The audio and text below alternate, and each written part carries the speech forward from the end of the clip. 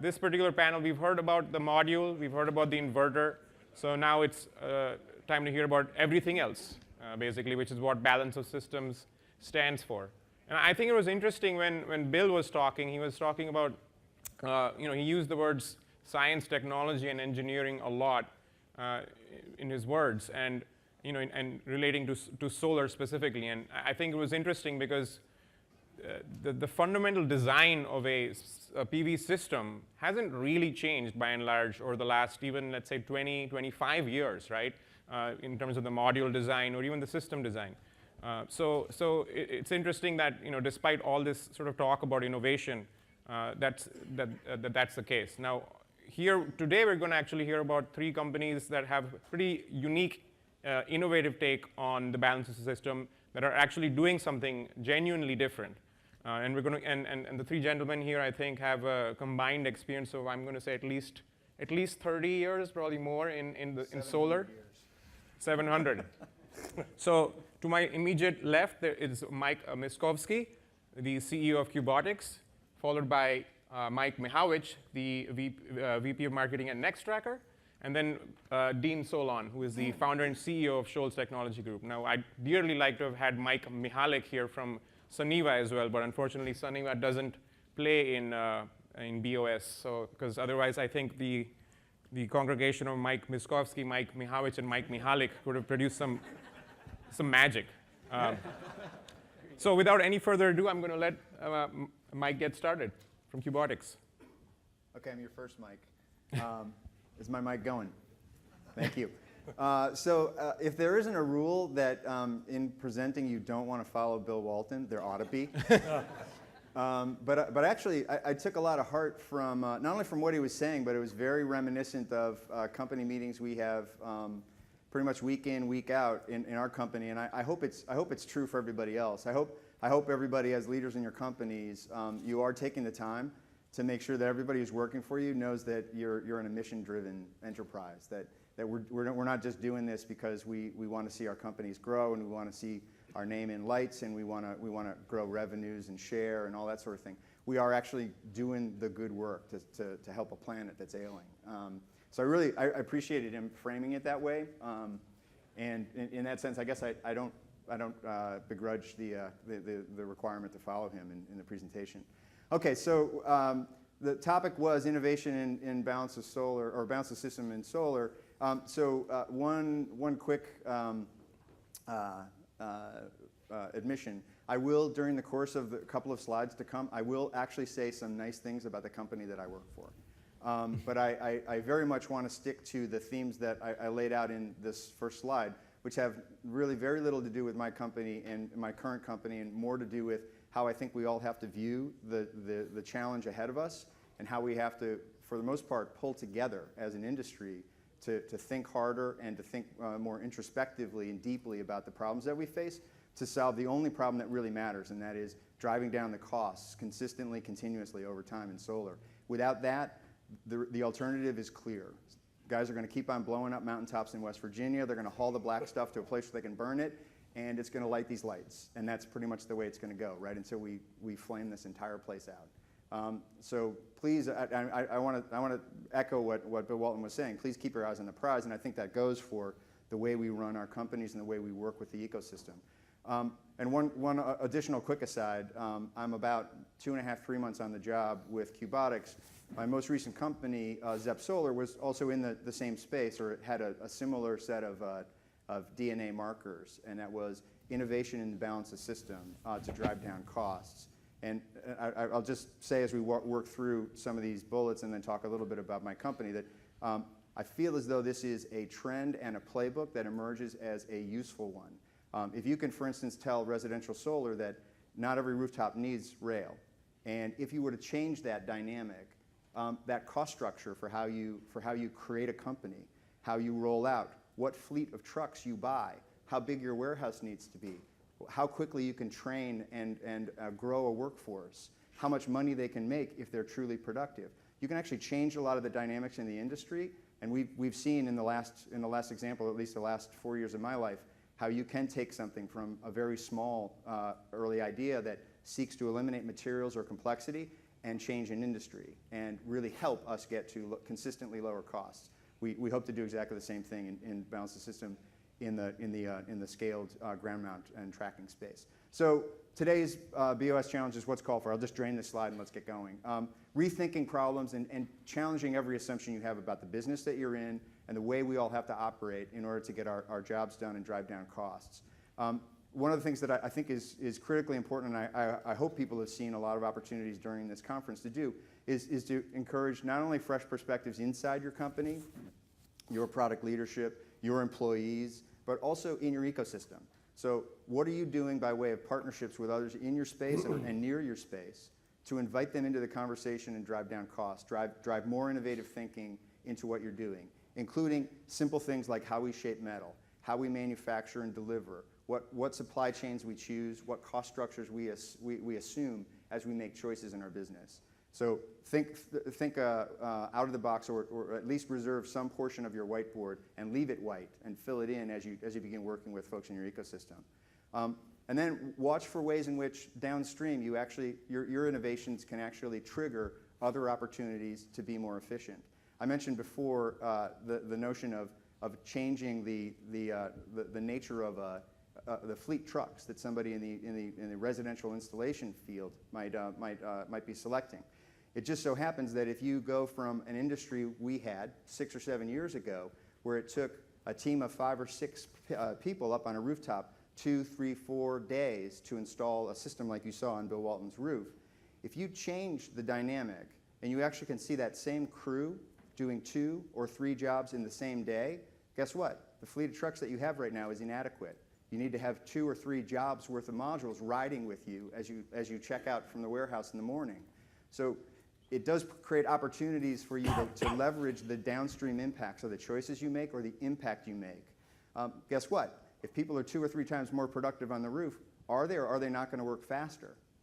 Unless you change your compensation structure, unless you move to something which actually rewards productivity and pays an installer, for instance, by the panel instead of paying them by the hour, you'll never see what we have earned the right to do, which is to move faster and drive down our costs in a responsible way. By the way, you're not going to wind up paying those workers less. You're going to wind up paying them more if you structure it correctly. So be looking for downstream impacts of what you're doing and find ways to drive costs down and or efficiencies up. And then, like we said before, and Walton just kind of nailed it, like we're doing this for the purpose of driving down costs and doing the good work in our economy. Okay, so my company, I'm going to have to fly through this. Cubotics, in summary, is a radical change in the way we affect 2-axis tracking out in the world. And that we do that by creating and deploying a fleet of mobile and very rugged autonomous robots that move around on rails, such as the move you just saw executed on this little slide, to change the direction of a population of solar panels such that each of the tracker sites doesn't itself have to be equipped with its own control software, its own set of motors that are sitting out in the field in the thousands, waiting to fail, waiting to be administered via O&M, waiting essentially for bad things to happen. We've generated through the process of getting this design out into the marketplace and well understood. We generated a fair amount of interest in the investment community and amongst prospective customers. About 145 megawatts worth of contract backlog right now and counting, and we're very rewarded by the enthusiasm we've seen. I'm not sure if this actually will select this. Let's see if this flyover works. It didn't. If I go back, is there somebody back there who actually can click the item on the screen?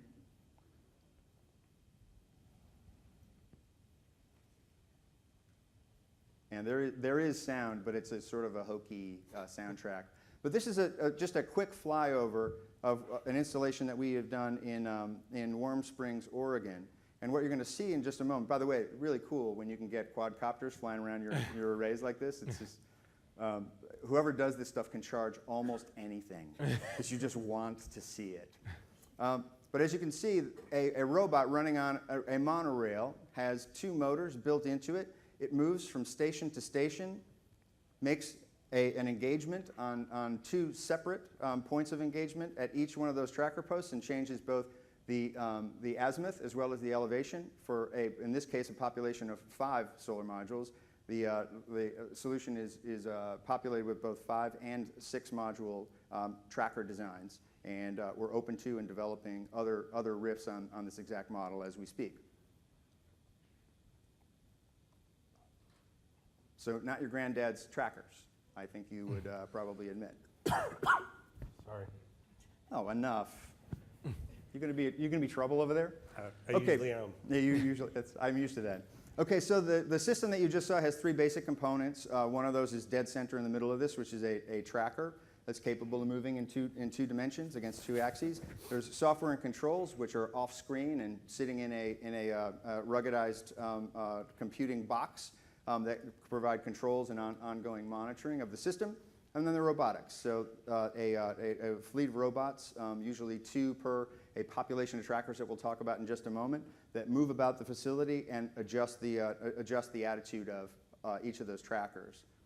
And you tend to do, depending on whether you're dealing with 60 or 72 cell modules, you have populations, loops or blocks, we refer to them as, between 210 and 225 trackers in each of those blocks. So relatively simple approach. So I just want to spend a couple of minutes talking about design approach, and then we'll get out and talk to and hear from other people on the panel. The fundamental innovation here, the thing that broke pottery in terms of how we approach this problem, is that there's a fundamental realization here, and that's the sun doesn't actually move that fast. So as you see it identified here, the sun will track about 10 degrees in the sky every 40 minutes. That means that your payback for having 2 motors sitting there at every tracker location and dutifully tracking that sun on a minute-by-minute basis is quite minimal. In fact, you get 99% plus of the harvest of dead-on tracking during a daily cycle with this 40-minute regime that I've just described. So the breakthrough, this company's particular take at how we change the rules in terms of balance of system is decouple motors from the trackers themselves. That's our approach. That's what we brought to market, and it's provided demonstrable benefits for those who are building projects using our technologies. Okay, so the backdrop of all of this is that if you're doing dual axis tracking in general, the math has been kind of ineluctable, unavoidable. If you want to drive down that little blue portion of the bar chart for the cost structure for your trackers, the idea is to get ever larger sales up in place.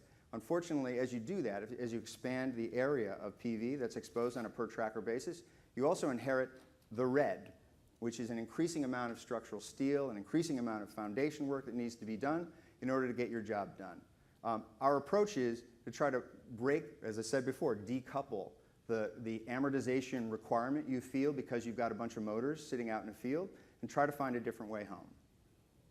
Our approach then is to redo the math, and as it turns out, the ideal tracker, at least the ideal tracker as it pertains to our particular form of dual axis tracking, is actually quite small. So 10 meters, 12 meters square.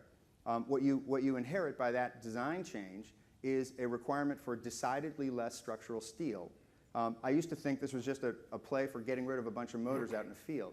What I soon realized is that the downstream benefit of getting rid of, for that first innovation, the downstream benefit that we can all leverage, that we as a company are leveraging, is that you don't need to be nearly as rugged, don't need to be nearly as heavyweight with respect to structural steel as you go. And as you can see here, quite a reduction in kilograms per meter squared of PV material facing the sun.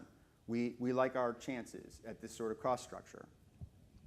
So we track for the reasons everybody would assume you track. Broader shoulders, addressing what over the last 2 days we've been talking about, and in fact I think folks from SDG&E were fairly articulate about requiring, and that is that why don't you guys do solar right? Why don't you optimize for the shoulders, particularly late day when we're approaching peak and otherwise the production curves for your solar installations are on the rapid decline. We seek to harvest exactly that additional and for the most part unleveraged kilowatt hours out there in the marketplace.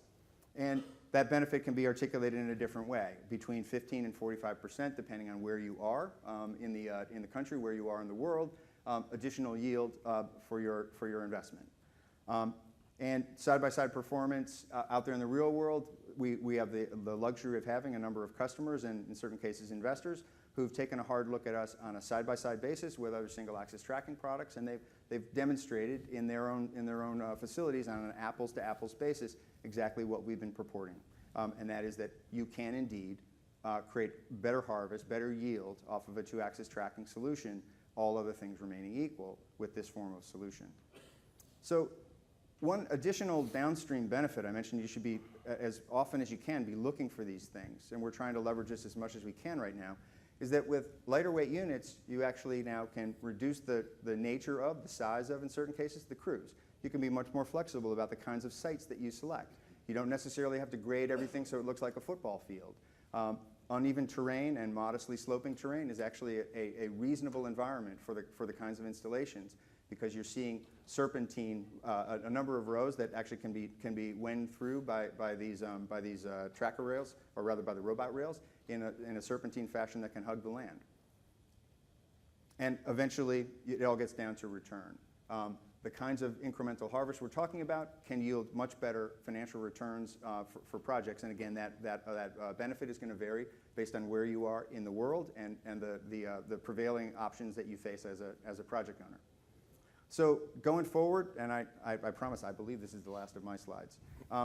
We're continuing to pursue, and I'd actually like to invite conversation with the rest of this crew, and I'm happy to hand out cards and email addresses and open up the dialogue for collaboration. But our approach is, how do we take industrial automation techniques, which seem to be finding a home with some of our customers, how do we take those techniques and extend them into otherwise unattended areas of value that can be leveraged in the average PV solution? Standards, this notion of standards. We are evaluating ourselves as a company.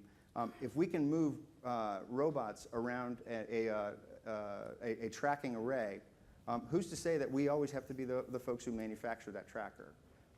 Is there a possibility for us to establish a standard whereby we move robots which obey and have well-published APIs that anyone who designs structure out there in the world can write to and allow their structures to actually receive actuation from our service, our robotic service out to your products? We're very keen to be talking about that and are exploring some avenues.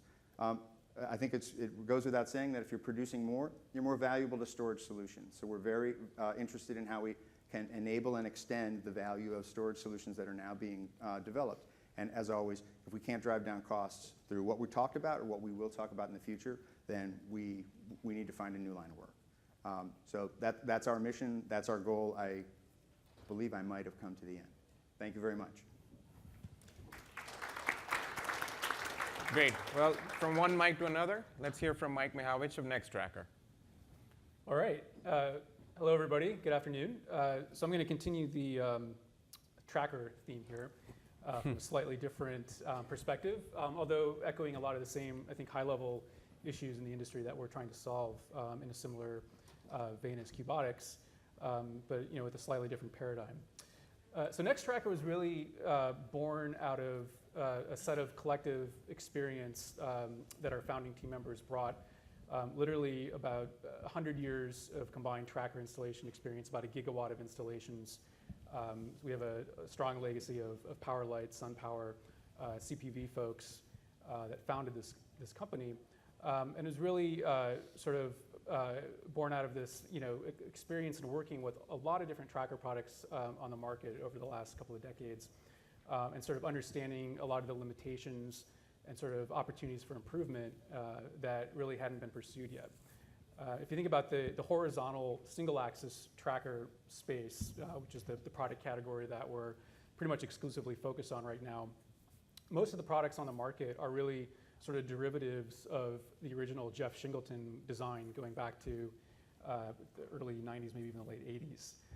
And there hasn't been a lot of innovation beyond that, beyond mechanically, given sort of where the cost of control electronics, drive mechanisms, and so forth were back then. But given advances in those areas that we've seen in the last few years, Nextracker decided to sort of like rethink the mechanics of these types of trackers to take advantage of some of those. So just kind of cutting to the chase here. So what Nextracker is focused on is very sort of like large scale, utility scale projects and a real sort of practical mindset to innovation here. So our approach was, rather than trying to bring something totally new to the market, try to leverage what the industry is already sort of coalescing around, which is sort of the horizontal single-axis tracker paradigm, and look for opportunities to incrementally advance the technology in a way that improves the profitability of these projects and accelerates the timelines and enables the deployment of these systems in more locations, but do it in a way that can be done with achieving bankability in a very short period of time to kind of get this rapid scale up for these very large projects. So I don't think I need to reiterate this. Mike covered this very well, the concept of the tracker value proposition in general. You're getting a lot more energy out of your system for a relatively small incremental cost, and that spread basically goes directly to your project cash flows. And it's gotten to the point where there's almost too much money to be left on the table to not track for a lot of these large projects in sunny locations, unless you're just extremely risk averse. And so you're seeing most of the major players, the big integrated solar companies, developers are tracking now for these large projects. And the only other thing I'll say here is I'm glad that the no-brainer tagline is now an official Bill Walton endorsed a quote. I don't feel quite so cheesy about putting that on there. But just a quick overview of different sort of approaches to tracking. There's basically two principal movements for panels, two different sort of axes that you would move the panels in to keep them aligned with the sun. Mike covered the dual axis approach very well. It's obviously the highest performance solution because you're keeping the panels most closely aligned with the sun throughout the day and throughout the year. However, with traditional dual axis systems, there are trade-offs associated with that in terms of additional cost, complexity, components, and land use is actually one of the main inhibitors to the adoption of dual axis tracking because you're throwing a shadow in two different dimensions with a dual axis tracker. And so for sites where land is an issue, that can be a challenge. There's some sort of middle ground approaches like azimuth tracking where you're spinning the tracker around on a vertical axis, but you tilt the panels up toward the sun. So you do very well sort of at higher latitude locations. And you get a lot of the benefit of a dual axis tracker, but without the penalty of the additional motors and equipment and cost and so forth. But you still have the land use penalties there. And then we come to horizontal single axis trackers, which is really sort of the dominant category in the space. These trackers are the simplest from a mechanical standpoint, sort of fewest number of components, easiest sort of installation process, well accepted by the industry. A lot of EPCs have standardized around these types of trackers. And they do perform quite well relative to their cost in sort of the lower latitude regions. The closer you get to the equator, the better these types of trackers tend to do. And when you're looking at sort of the Sun Belt region, which is sort of like the end game for solar globally, these trackers actually do have a very nice performance profile. So if you look, kind of add all that up, it's sort of easy to see why the industry is standardizing around it. And like the top 10 largest US tracker projects, PV projects are using horizontal trackers. And so that's what Nextracker is really focused on is how do we take this platform and then find interesting opportunities to further reduce the cost and improve the performance of that accepted sort of paradigm for tracking. So Nextracker's approach is fundamentally about balancing the mass in the system. So one thing you learn very quickly when you're evaluating tracker cost reduction opportunities is about 90% of the cost of a tracker is the steel, is the metal in the system. And so that becomes the first thing you really want to look at is how do we remove steel from the system to lower the upfront cost of the tracker. Now it's easier said than done when you think of the fact that a tracker, from an AHJ perspective, is a building structure. And so you've got wind requirements you have to comply with. And the traditional approach has been to throw steel at that problem, essentially, to have a structure that's extremely rigid and able to withstand wind forces at these project sites. Nextracker has taken an approach where we've really looked very closely at the mechanics of these structures and found some very interesting creative mechanical engineering approaches to balance the mass of the modules, which when you're talking about a 60 or 80 module row tracker, you're talking about several thousand pounds of weight. We found ways to essentially balance that mass perfectly along the axis of rotation of the tracker versus traditional linked row trackers that are on the market where you've got these multiple tracker rows that are connected by drive shafts and struts, typically have the module mass above the rotational plane. That creates a lot of stress and forces in the system that have to be dealt with steel. When you go to a balanced design, it creates a lot of benefits, a lot of really interesting sort of benefits that accrue directly to the EPC and developer flow from this type of mechanical approach. Probably the first and foremost of which is it's a lot less foundations to support a given module surface area. And so as a result of that, we can do both longer spans across foundations, so more modules per pier or per post or pile, and also longer rows, which helps amortize the cost of the tracker drive components. So not only is there upfront cost savings to the EPC in terms of the material and installation costs of all those piers, but it also lowers your geotechnical risk. Because if you think about it, every time you're pounding something to the ground, there's a risk there because despite the best sort of geotechnical analysis, you don't necessarily know exactly where you're going to hit in the ground as you go below the surface. And so fewer ground penetrations lowers the risk and accelerates the project schedule. Now, one of the things that balance does for you, which you also will very quickly realize when you sort of dig into this problem, is that it creates a very low power requirement to move the tracker. So if you think about it, if you've got all of your weight sort of perfectly balanced around the rotational axis, it takes very, very little energy to turn it. You could actually, with a balanced tracker row, you could actually rotate an 80 module row just with your arm, with a hand crank, believe it or not. And so taking advantage of that very low power requirement, what we can do is, rather than having a large centralized motor with interconnecting drive struts to hook together a bunch of tracker rows, which has been the traditional approach to amortize the cost of those components, we can put a tiny little, very high reliability DC motor on each individual row. And that has the benefit of essentially freeing the rows from one another. And so you're no longer sort of constrained to these rectilinear linked design blocks. And so not only can you fit a lot more PV on a given site, because when you're not dealing with rectangular blocks and you have individual rows, you can kind of fill in diagonal areas of a site and get a lot more power density on a site. But also from a design standpoint, if you think about EPCs trying to standardize sort of their design process and some of the upfront engineering work, when you've got the flexibility to work with an individual 80 module row and put it anywhere you want, it makes the design process a lot faster, and it opens up a lot of sites that might not otherwise be suitable for trackers. So we've had a number of customers with pieces of land basically in their portfolio that they want to develop, and they need a tracker to make the economics work for that particular situation. But the site is just not conducive to a standard tracker because it requires grading, various access roads, various site manipulation that needs to be done that sort of precludes a standard tracker, but it works with an independent road tracker like NextTracker.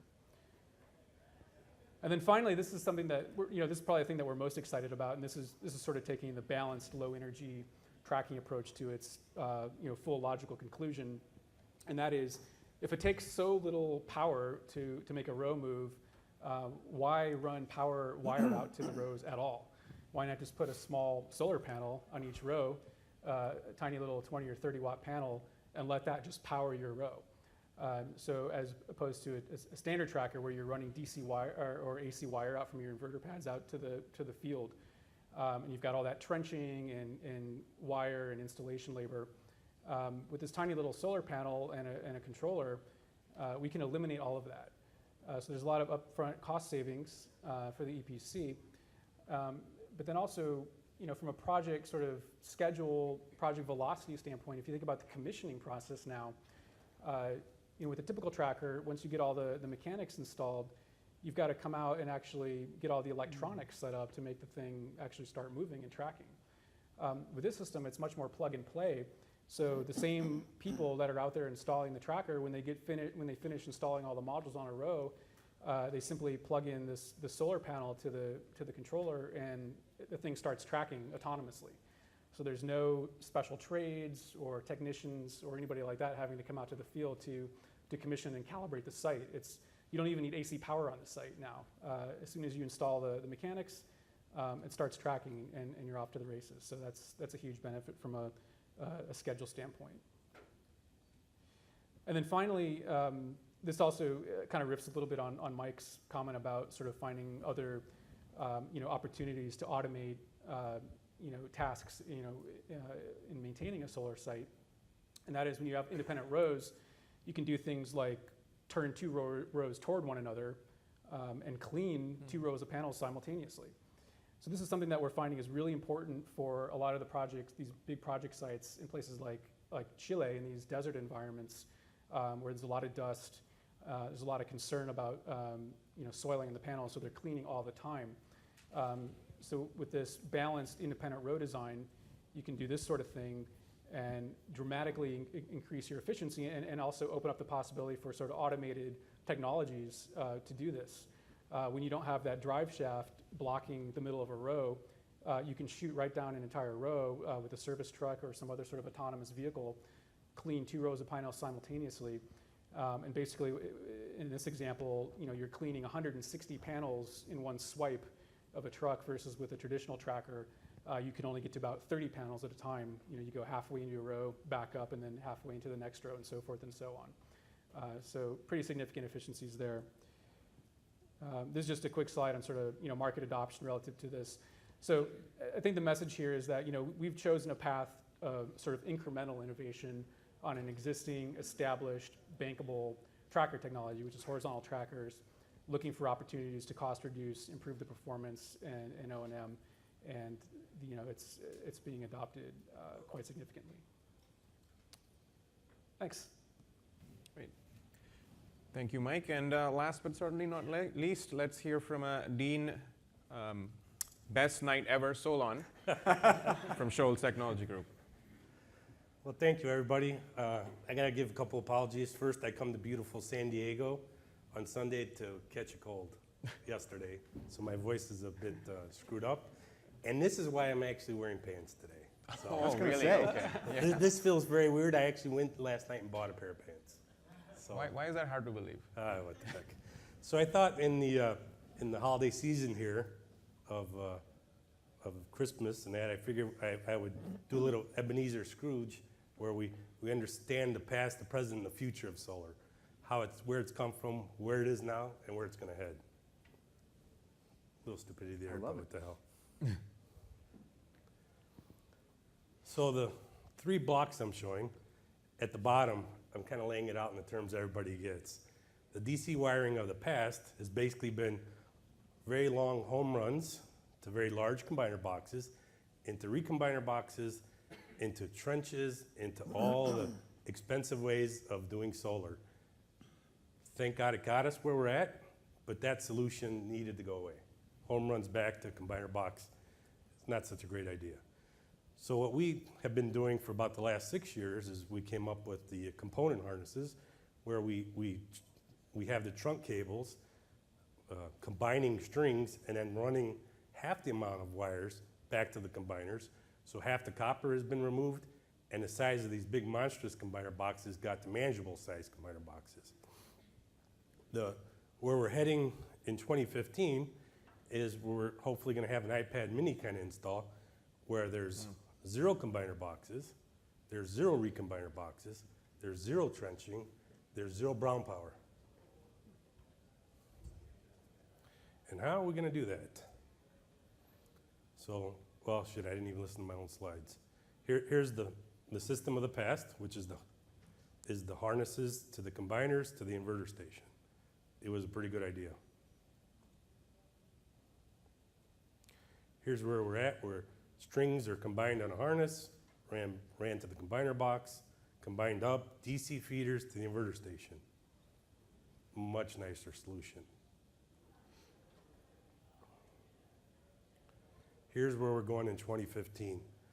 We call this our BLA harness. It's what every solar field has on its site is DC feeder cables in aluminum.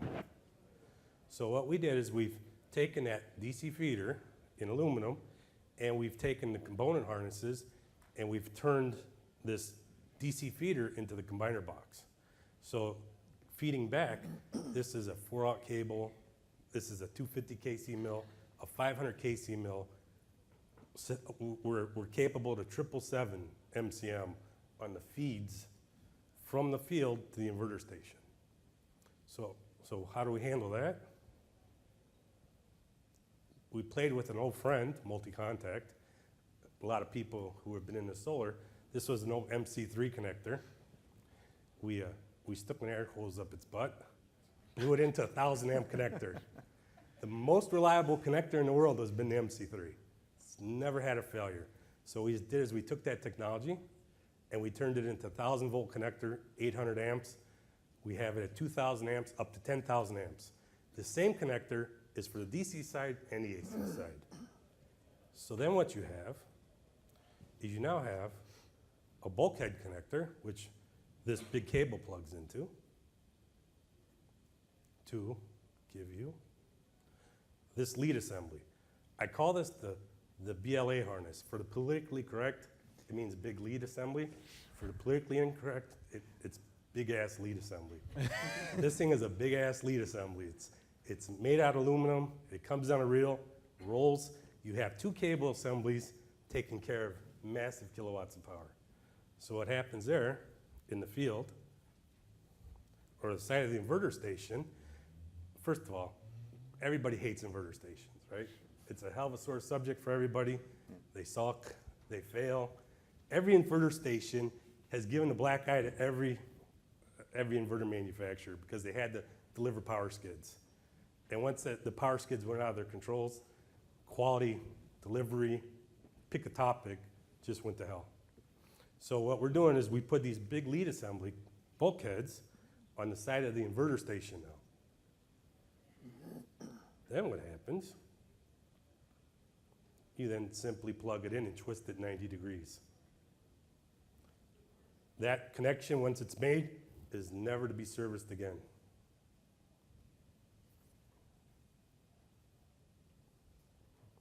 So on the side of the Shoals Powerhouse inverter stations, unfortunately I picked the wrong views, we have the connector. The connector is on the DC input sides, and we mount them to the transformer side. So now you drop your transformer in, and it's the same 3 pairs of connectors with the 3 different colors. You plug and play the inverter station, so you could drop a station in 20 minutes. You could put that on crush and run, you could put it on a pad, you could put it on posts, pick anything. But you gotta remove all the crap that is sitting on those power stations. Nobody wants to buy brown power. Nobody wants to buy this double-sized power skid that is a pain in the butt to deliver to the site. Just get rid of all that crap, it's gone. So what we're showing from the wire size is, in the past, you have 24 cables, combiner boxes, recombiner boxes, brown power. Now you simply have a positive cable, a negative cable, you unreel it, straight to the inverter station, plug it in, walk away. Done by general labor.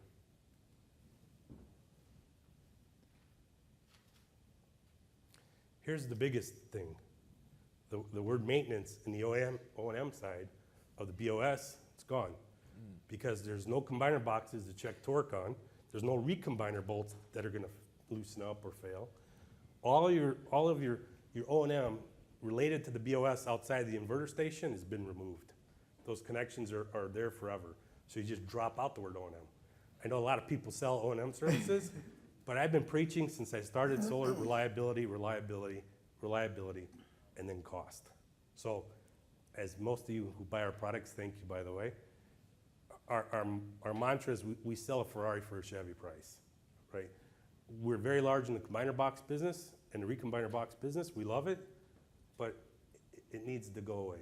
It really does. It's old technology with lots of electrical connections that eventually do fail and need to be serviced, right? If we want to be disruptive, you got to do this where it could be rolled out by any general labor and installed in minutes, not in days or weeks.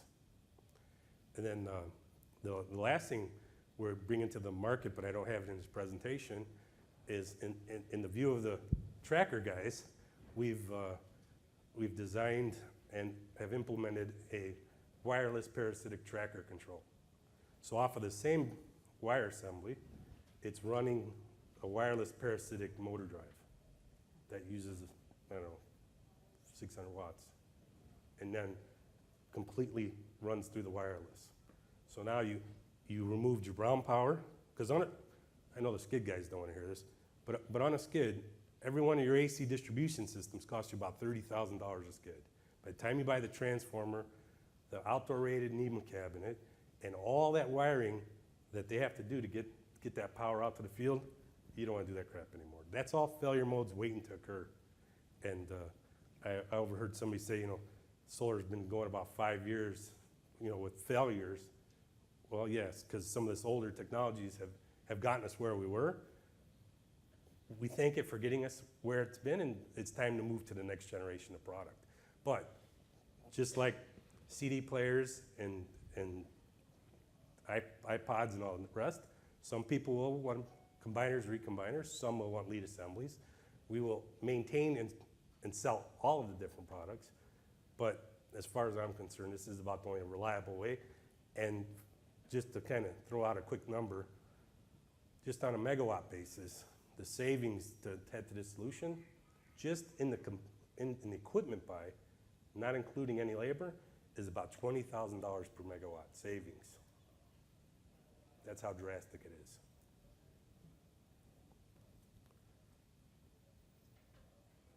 So in the words of Forrest Gump, that's all I got to say about that. Great. Well, the flip side of that fantastic session with Bill Walton was that we're now in quadruple overtime here. So while we can't take any questions on this panel, I'm sure you can catch any of these fine gentlemen right now and chat them up. We're going to go straight into our last panel of the conference, and EPC State of Mind. But before that, please give our panelists a big hand. Good job, baby. Oh, you're welcome.